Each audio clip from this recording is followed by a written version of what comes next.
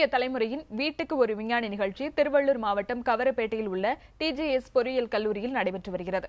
இந்த நிகழ்ச்சியை பொன்னேரி வருவாய் கோட்டாட்சியர் நாராயணன் மற்றும் TGS கல்விக் குழுமத்தின் தலைவர் கோவிந்தராஜன் ஆகியோர் குத்துவிளக்கேற்றி தொடங்கி வைத்தனர்.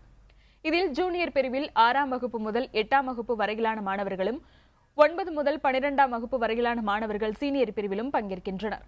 ஆற்றல், திறன், பொறியியல், சுற்றுச்சூழல் உள்ளிட்ட தலைப்புகளில் செய்முறை விளக்கங்களும் மாணவர்களின் அறிவியல் படைப்புகளும் காட்சிக்கு வைக்கப்பட்டுள்ளன.